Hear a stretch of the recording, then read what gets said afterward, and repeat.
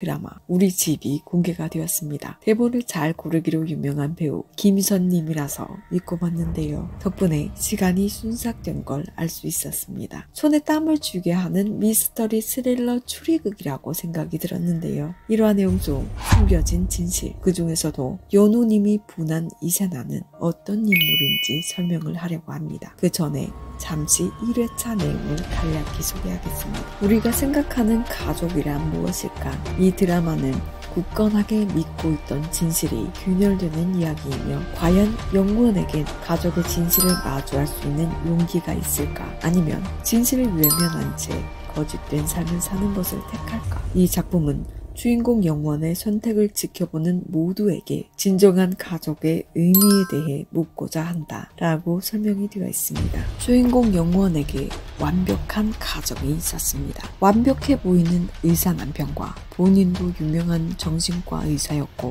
검찰 출신의 시아버지, 그리고 유명한 추리소설가인 시어머니, 자랑스러운 모범생 아들까지, 그렇게 영원은 모두가 동경하고 부러워하는 완벽한 세상에 살고 있었죠. 언제까지나 완벽할 것 같았던 영원에게 불행이 발생을 하게 됩니다. 누군가에게서 온 당신의 가정은 안녕하십니까? 라는 문구와 함께 담겨있던 목이 잘린 새, 그리고 며칠 뒤엔 산행을 갔다가 암석사로 이 세상을 떠나게 된 검찰총장 출신의 시아버지, 그리고 시아버지의 방에서 USB를 발견하게 되는데 그 안에는 영원 자신의 아버지가 시아버지의 계략에 의해 모함을 당하고 이 세상을 떠나게 되는 그날의 진실을 알게 됩니다. 놀라움도 가시지 못했는데 시어머니는 시아버지의 죽음 앞에 춤을 추고 있는 모습까지 등장을 하게 됩니다. 드디어 시아버지의 진실 이후 또 하나의 진실, 시어머니까지 밝혀지는 순간이었습니다. 그러면서 드라마는 궁금증을 증폭시키면서 끝이 났습니다. 이 드라마가 특이한 구성이기도 했는데요. 처음부터 결말을 보여주고 시작을 했습니다. 초반부에 보면 하얀 설원에 무언가 사건을 해결하고 김희성과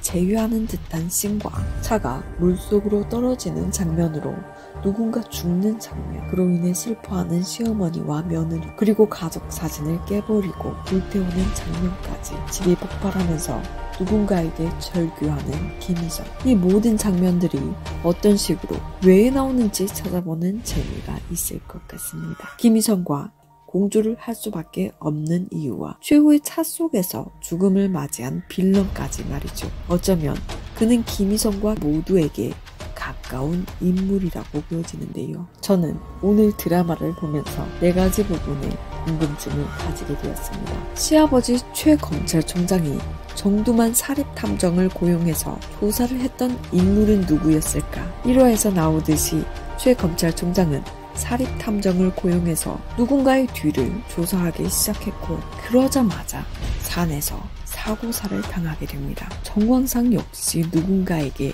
타살이 된 것 같은데요. 1화에서 영원의 시어머니가 시아버지가 죽기를 바라는 장면도 나오기도 했지만 1화 초반에 나오는 장면, 눈 오는 설원에 책을 보면서 기다리는 영원과 시어머니가 웃으면서 만나는 장면이 있는 걸로 봤을 땐 결국 모든 일은 영원과 시어머니가 공주를 해서 사건을 해결하게 되는 의미인 걸로 봤을 때 영원의 시어머니는 시아버지 최 검찰총장을 죽이지 않은 것으로 보여집니다. 그렇다면 누구였을까요? 최 검사는 영원의 아버지의 죽음에 관한 명예를 다시 찾아주려고 사립탐정을 고용을 했고, 영원의 아버지를 죽음으로 몰고 간 사건의 증인이 될 수 있는 비서의 집을 조사를 했던 것 같습니다. 아시다시피 영원의 아버지를 죽음에 몰고 간 것에 일조를 했던 것도 최검찰이었지만 속죄를 하기 위해 황주그룹에게 사주를 받았다는 증언을 할 그 여비서를 찾고 있었던 것이죠. 그래서 황주그룹이 미리 영원의 시아버지를 죽음으로 몰고 갔다고 보여집니다. 세나의 정체, 영원히 입혀서 상담하기 위해서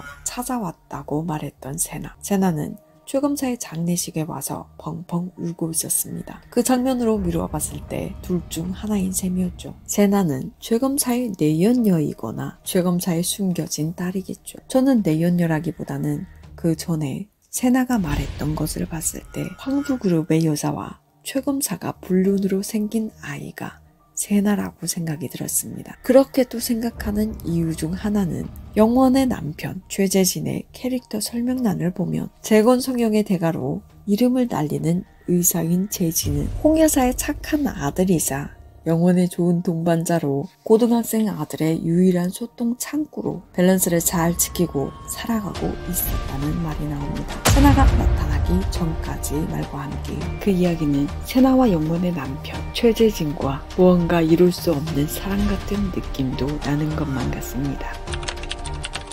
참 둥글둥글하게 살아가는 듯한 영혼의 남편 최재진. 저는 이 드라마에서 이 인물이 가장 미스터리한 인물처럼 보여지는데요. 왠지 어머니가 시키는 대로 하고 자라서 그런지 자기 의지대로 하는 것이 없는 것처럼 보여지기도 했는데 자신의 아들 도연의 과외 선생님 문태오와의 만남에서 뭔가 눈빛이 묘하게 변하는 듯한 느낌을 보여주는 것으로 봤을 때 혹시 남자를 좋아하는 영혼의 남편인가 라는 생각도 들기도 했습니다. 여러분들은 어떻게 생각하실까요? 시어머니 홍사강과 국수집에서 짧게 만나는 15년의 인연이 있어 보이는 국수집 사장 박강성. 인물 관계도를 보면 조력자라고 분명히 나오고 있습니다. 왠지 무언가 심부름센터 혹은 탐정의 느낌도 나는 박강성인데요. 앞으로 박강성의 활약이 궁금해집니다. 극중 초반에 소설가이면서 소설을 읽고 있던 홍사강이 들고 있던 책. 이 책의 의미가 무엇인지 하고 찾아봤는데요.